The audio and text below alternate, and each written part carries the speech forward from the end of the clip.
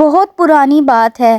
ایک دور دراز ہری بھری وادی میں مینا نام کی ایک لڑکی رہتی تھی۔ مینا کو پودوں اور پھولوں سے بہت لگاؤ تھا۔ اس وادی کے بیچوں بیچ ایک پرانا اور سوکھا ہوا درخت تھا جس کے بارے میں لوگ کہتے تھے کہ یہ خاموشی کا درخت ہے۔ اس درخت پر جو بھی پرندہ بیٹھتا وہ اپنی آواز کھو دیتا اور چہچہانا بھول جاتا۔ ایک دن مینا نے دیکھا کہ اس کا پسندیدہ نیلا پرندہ اس درخت کی ایک شاخ پر اداس بیٹھا ہے۔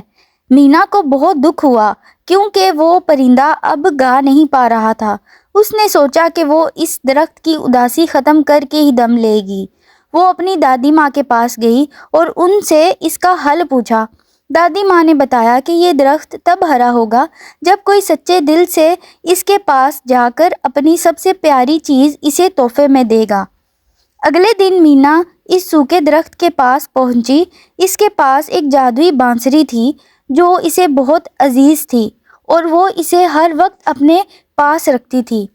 مینا نے ایک لمحہ سوچا اور پھر وہ بانسری درخت کے جڑوں کے پاس رکھ دی۔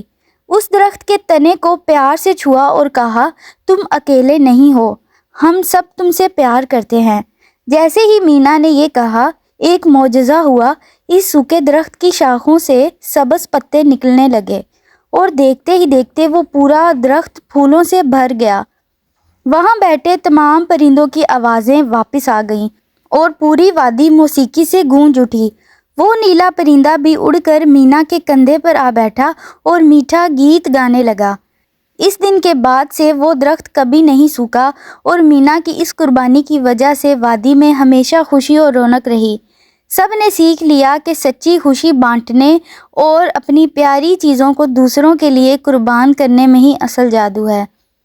یہ تھی آج کی کہانی۔ اگر ویڈیو اچھی لگی ہو تو ویڈیو کو لائک کریں اور چینل کو سبسکرائب کریں۔ شکریہ۔